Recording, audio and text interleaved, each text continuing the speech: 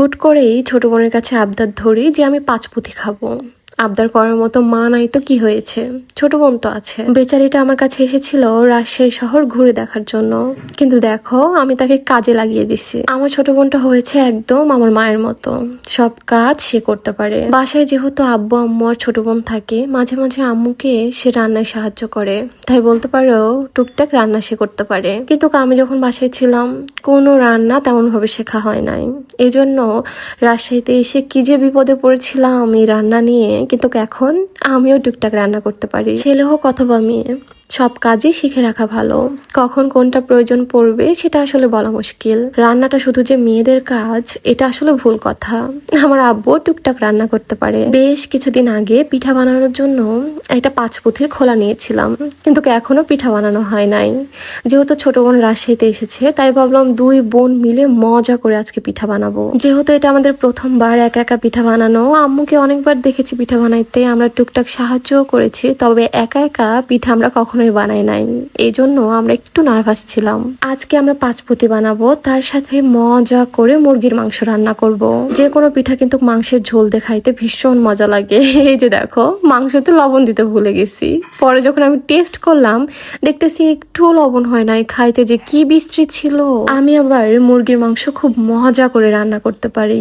যদি কখনো সুযোগ হয় তোমাদের ইনশাল্লাহ রান্না করে খাওয়াবো। আচ্ছা, তোমরা যে ভাইয়াগুলো আমার ভিডিও দেখো তোমরা কি রান্না করতে পারো? আমাকে কিন্তু অবশ্যই কমেন্টস করে জানিও। জানো অনেক মানুষের ধারণা এই যে রান্না করাটা শুধু মেয়ে মানুষের জন্য, ছেলে মানুষ রান্না করতে পারবে না।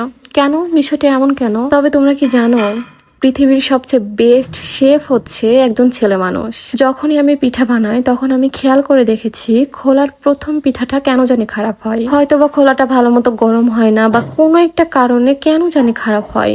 এই যে দেখো কেমন হয়ে গেছে পিঠাটা। এই জিনিসটা দেখে আমার এত বেশি মন খারাপ হয়ে গেছে যে আমরা এত সুন্দর করে আটাটা গোলালাম, এত কষ্ট করলাম, তারপরেও পিঠাটা ভালো হলো না। কিন্তু কোনো ব্যাপারই না, প্রথম পিঠাটা খারাপ হলেও সেকেন্ড পিঠাটা অসম্ভব রকমের সুন্দর হয়েছে। সেকেন্ড পিঠাটা দেখে মনের মধ্যে একটা শান্তি কাজ করছিল যে না, আমাদের কষ্টটা সার্থক হয়েছে। পিঠা বানাতে গিয়ে আমরা একটা নতুন এক্সপেরিমেন্ট করি, সেটা হচ্ছে ফুড কালার দিয়ে আজকে পাঁচপুথি বানাবো।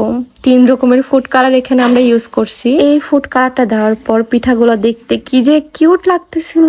আমি একটা একটা করে পাঁচপুথির উপর সবগুলো কালার দিয়ে দিচ্ছিলাম। আমি মাঝখানে হলুদ দিয়েছি, আর দুই পাশে নীল কালার দিয়েছি, আর পিঙ্ক কালার দিয়েছি। মেয়ে মানুষ বলে কথা, যদি পারতো সবকিছুই পিঙ্ক কালার করে ফেলতো, পারলে জামাইটাও করে ফেলতো।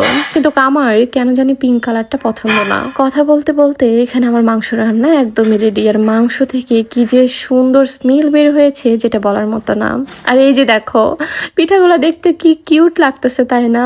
এখন অনেকে এসে বলবে পিঠাও আবার কিউট হয়। আসলে মেয়ে মানুষের কাছে সবই কিউট। আমরা এখানে বেশ কয়েকটা পাঁচপুতি বানিয়ে নিয়েছি। এখন আমি আর আমার ছোট বোন চিন্তা ভাবনা করি যে আমরা কয়েকটা চিতই পিঠা বানাবো। সব পিঠা বানানো শেষ করে এখানে আমরা খাইতে বসি।